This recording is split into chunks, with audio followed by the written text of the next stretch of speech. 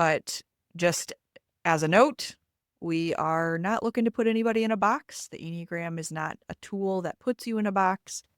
In fact, it is a tool that will show you the box you are already in.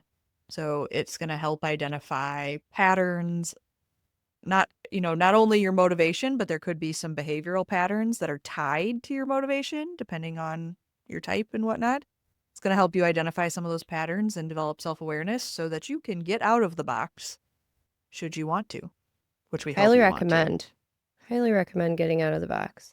And don't use the tool for an excuse because Well, this is where it's like we've talked about it briefly. We've brought up astrology before too. And it's one of those things like drives me nuts whenever people are like, I'm a Scorpio or I'm a whatever, so therefore it's okay for me to be XYZ way. Like, no, that's not right. really what that means. This isn't like a get out of jail free card. Enneagram number is the same way. It Yes. should be developing awareness. What you and I do for work in terms of relationships and how numbers work together well or don't work together well is a big part of our daily life as well, outside of this podcast. And I recently picked up a new book from Joey Stabile. I think Joey has the same last name as Suzanne, called, what is it? It's the When working Enneagram. together, When Working Together Doesn't Work. While it is through the lens of kind of work, I would say that it has also been super helpful just from a visibility perspective about how you might perceive a number and what their true intent is, and a little bit about where it comes from. So I would recommend, if this topic is interesting to you, to pick that book up. It's super easy to just order from Amazon. I think it was like $13. And if you're not familiar with Suzanne Stabile, I suggest that is somebody that you follow if the Enneagram is of interest to you.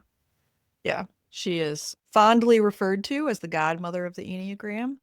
And Suzanne Stabile has been doing work with the Enneagram since the 80s. So, yeah, so deeply entrenched for multiple decades.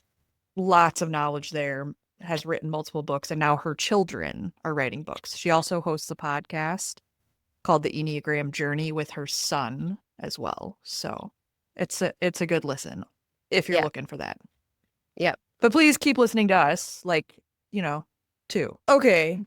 So I think the tee up for this one is a little bit, it's actually kind of funny that we started with astrology a little bit because this is like a place where people try to make something like the Enneagram and astrology like the same.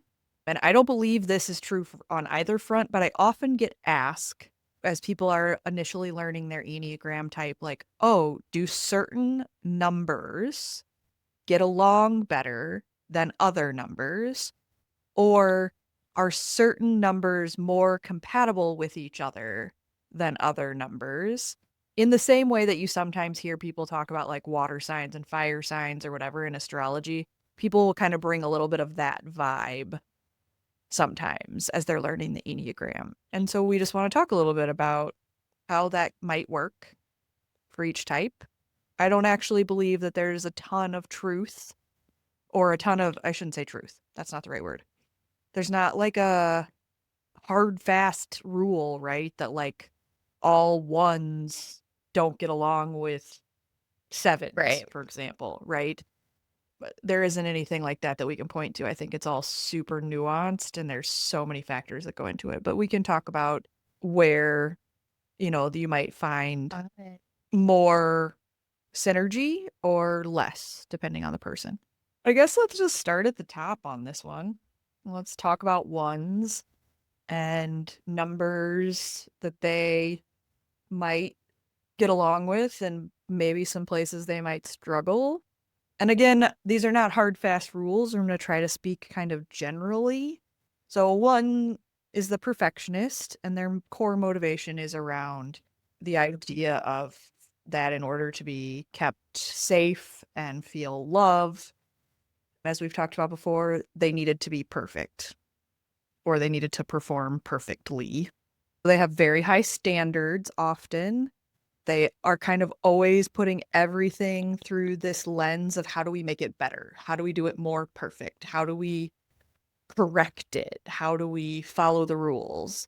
Ones tend to be pretty black and white in their thinking pattern. It's either right or it's wrong. They often struggle to kind of find their way through the gray. Anything you would add about kind of like the lens or the motivation of the one?